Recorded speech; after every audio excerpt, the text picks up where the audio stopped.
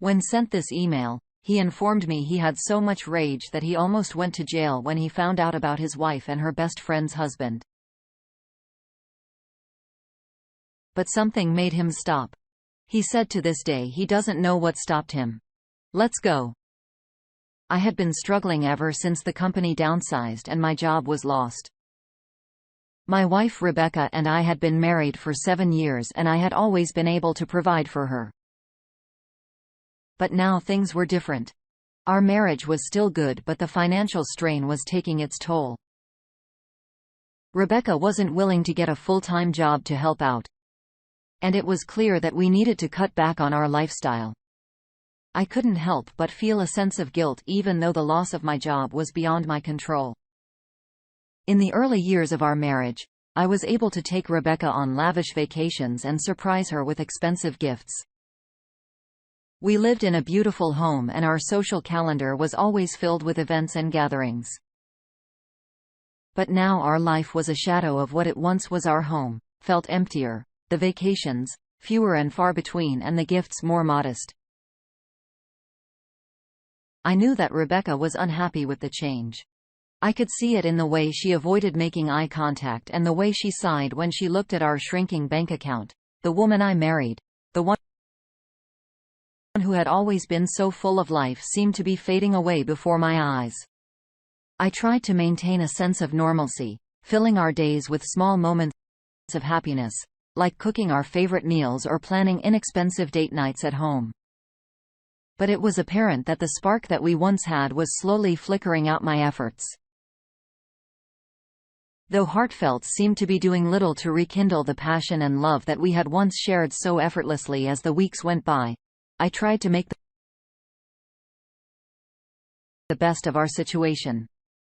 I scoured job listings and sent out countless resumes, hoping that something would come through soon. But the market was tough and my confidence started to wane. I couldn't help but wonder if Rebecca was growing resentful of the change in our circumstances. Was she unhappy with me for not being able to provide for her as I once did? It was during this difficult time that I began to notice subtle changes in Rebecca's behavior. She spent more and more time on her phone, her fingers flying across the screen as she sent text messages to people she claimed were just friends.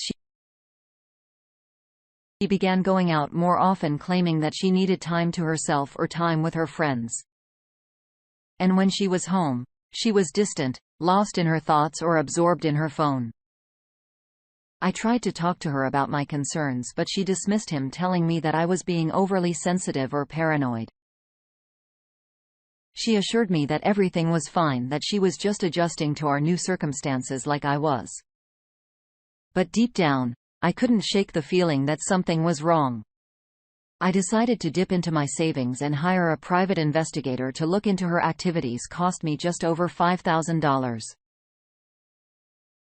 The private investigator I hired was a seasoned professional with years of experience in uncovering secrets.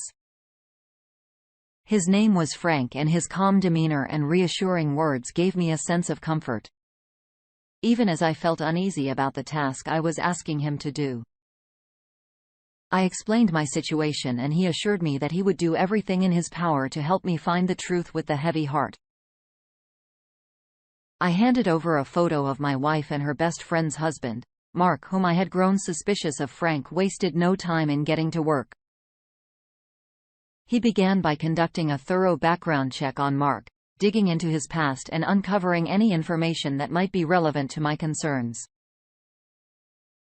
It turned out that Mark had a history of infidelity in previous relationships, which only served to fuel my suspicions further. As the investigation continued, Frank began to follow Rebecca, documenting her every move. He would call me with updates, sharing snippets of information that both intrigued and terrified me. I found myself torn between wanting to know the truth and fearing what that truth might be. The suspense was almost unbearable, but I knew that I needed answers.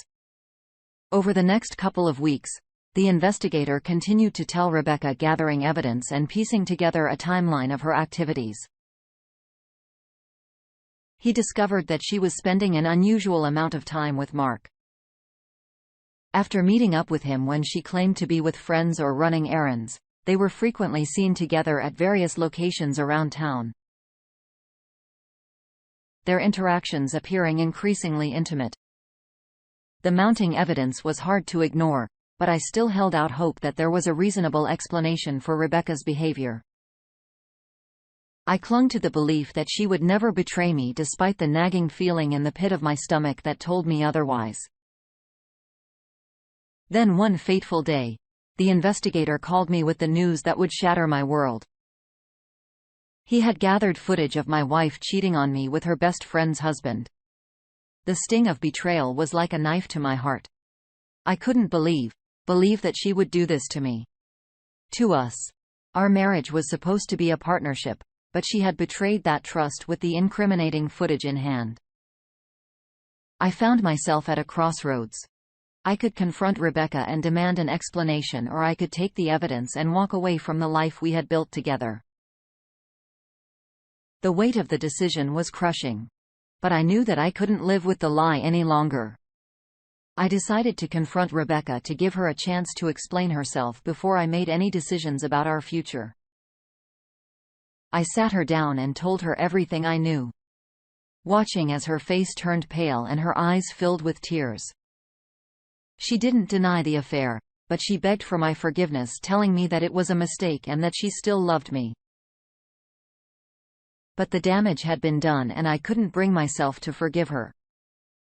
I felt betrayed, humiliated and utterly heartbroken. My trust in her had been shattered and I knew that our marriage could never be the same. I told her that I wanted a divorce and I watched as the reality of our situation washed over her.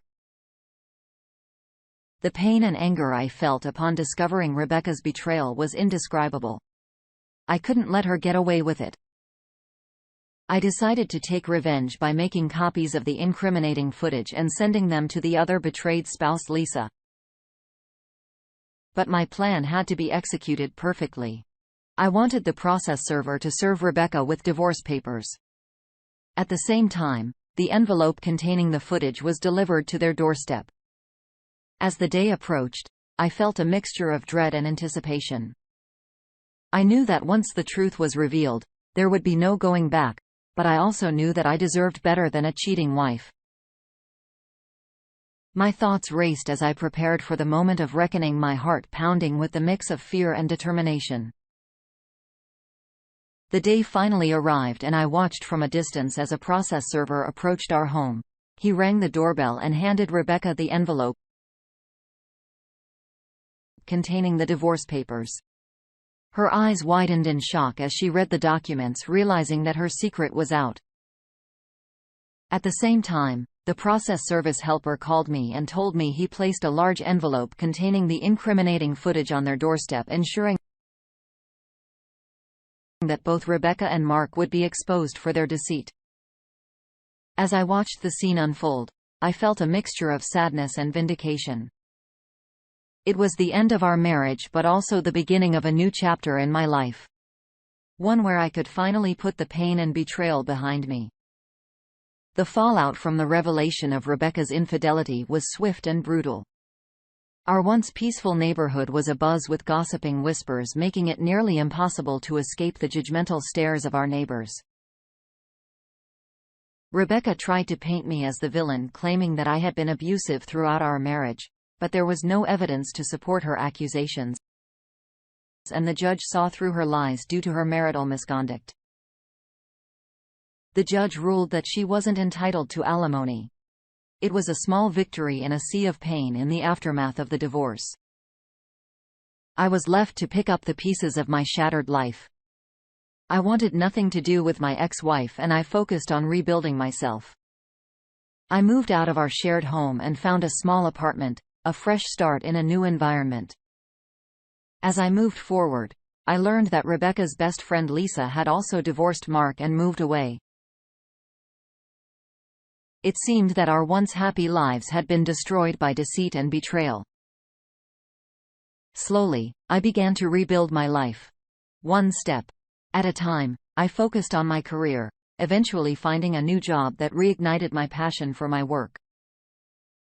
I reconnected with old friends who had been supportive during my darkest days and even made new friends who shared my interests and hobbies as the days turned into weeks. And then months, I began to hear from the heartache of my broken marriage. It wasn't easy.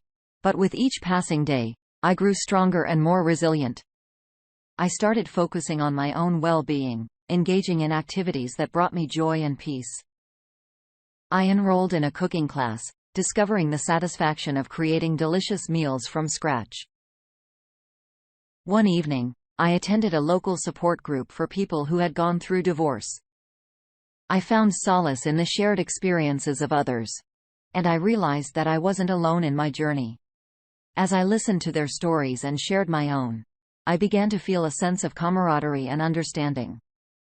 As time went on, I realized that holding on to the bitterness and anger I felt towards my ex-wife was only hurting me. I decided that the best way to truly move on was to forgive her for her transgressions. It wasn't easy, but I eventually managed to let go of the anger and resentment that had been consuming me with the pain of my past behind me.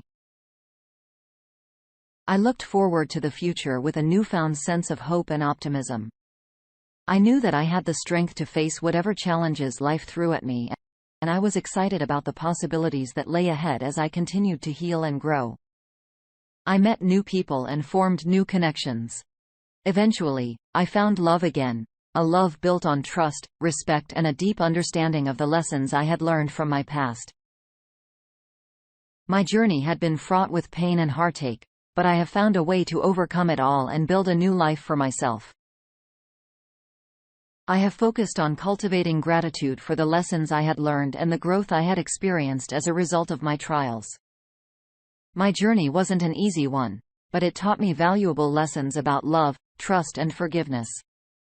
It showed me that even in the darkest moments, there was always a glimmer of hope and the possibility for healing. And most importantly, it taught me that I am the architect of my own happiness. And that I have the power to create a life that is filled with meaning and joy.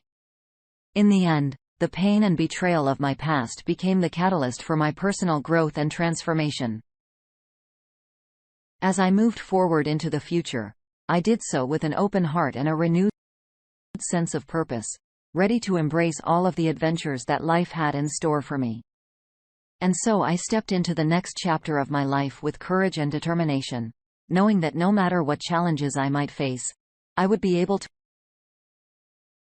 overcome them and emerge even stronger than before. I personally want to say to Tony, thank you for giving us a platform to share our stories. Dealing with someone that cheats on you is not easy to deal with.